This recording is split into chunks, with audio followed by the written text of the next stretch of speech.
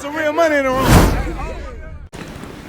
So in 2010, you could say Baton Rouge took another major loss. Boosie had been arrested, indicted, charged with murder, and it sent shockwaves across America. I remember the Free Boosie campaign on Twitter. You know what I mean? Where everybody's free Boosie, free Boosie, right. Free Boosie. But when you look at the tabloids, it didn't look good. You know what I mean? They on death row. You know what I'm saying? Yeah, see, I was fighting the case then at the time for a Uzi and some perk. So I really couldn't make too much noise because I know how crooked the DA is. And you know how they would have just tried to handle me in my situation. But I would have been on the front line yelling free Boosie, free Boosie, free Boosie too. Yeah. But, you know, I had to, you know, had my own situation going on. I ended up doing my little jokes and, you know, came on back. Yeah. When you heard about it, the news, how did you feel?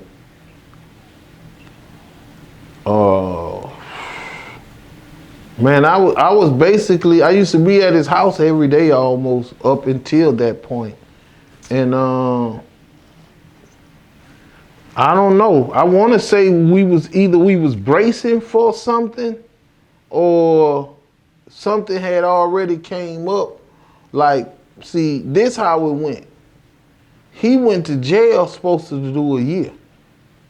So it wasn't that bad.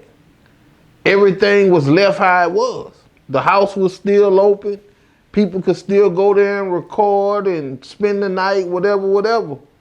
But then it got tricky because as soon as he went in, he went from supposed to do 1 year to doing 2. So then some other shit pop up. It went from 2 to 4.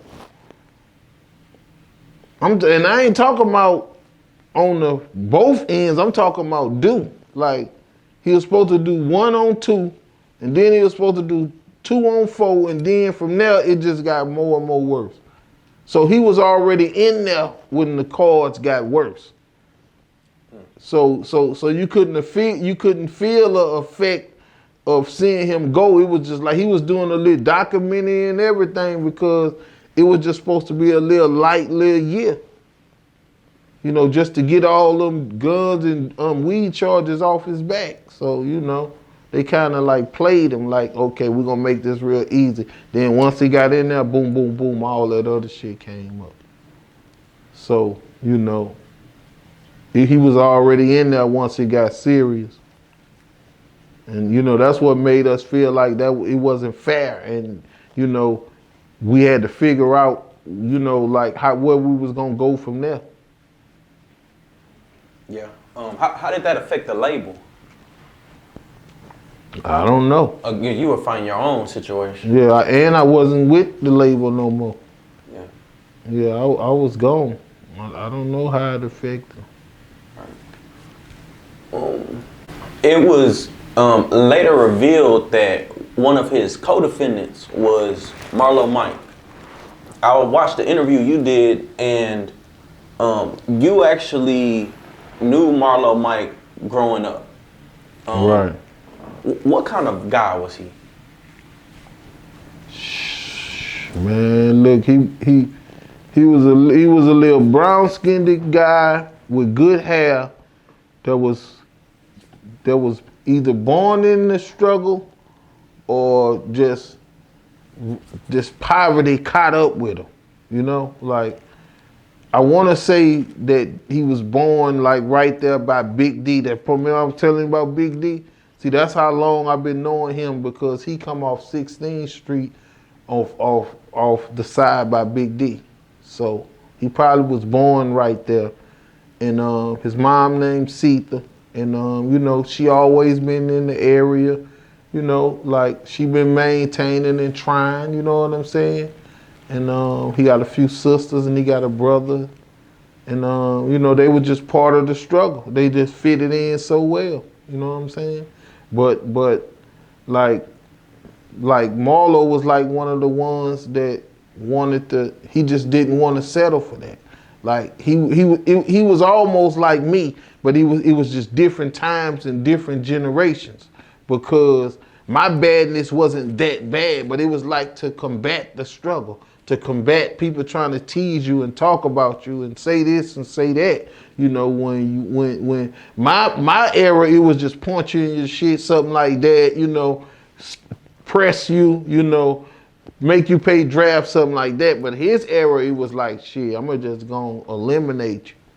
You know, I'm gonna get the juice.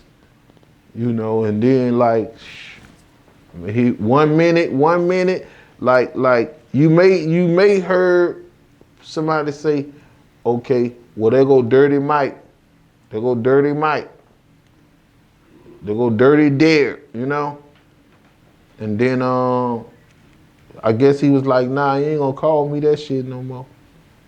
Next nigga called me, I'm gonna put that pistol on him. And then, you know, from that, it was like, shit, if my juice can get me to the White House, it get me to the White House. And you know, like shit, next thing I know, I start seeing him. He was in traffic, he was moving around, he was looking good. He still had like his little good hair, you know. And I was proud of him. So when I ran across him, you know, and I started seeing him by Boo House, I was just proud of him. And you know, I just salute him, you know, cause I wasn't in nobody's business. I ain't want to know nothing. If it ain't come to me, I ain't want to know, because I wanted to be my own man and move how I wanted to move. You know what I'm saying?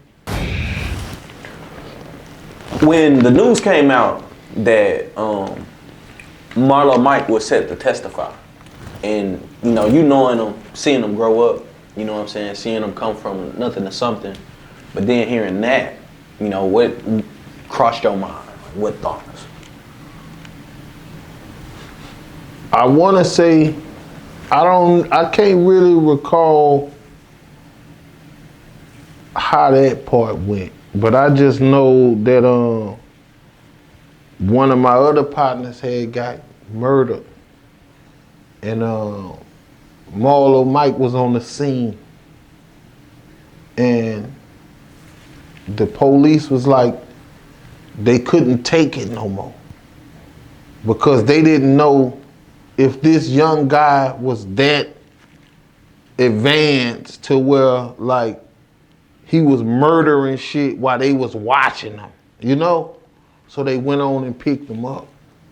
But when they picked him up, they told him, my partner Tyree Gangsta Reese, rest in peace, when he got killed, they picked Marlo up that same night. Just because that's where Marlo family was located at. And that's the people he was calling and he was talking to. So just so happened, he came over there and my partner got killed. So they went on and picked him up, and they said, okay, so we know you've been talking to your family, you know, and in the process, he just, you know, he a young dude, he just talking to his family. But he must have been over talking. So that meant his family knew. So they said, well, this is what we're gonna do. We're gonna lock them up. We're gonna lock your mom up. We're gonna lock your sister up. We're gonna lock everybody up who you was talking to. So at that point, that's the advantage they had over him the whole time. That's dirty. Right. Yeah, wow. To say that's basically all you got. You know, everything else is just smoke and mirrors, because how it came, how you got in the position you in. You know, you wouldn't have been in none of these positions if you wasn't Marlo Mike. But you know, when you was just Dirty Mike, you still had those people. So you still confined him, because he had me either way the cut go. I was, you know, his big homie either way the cut go.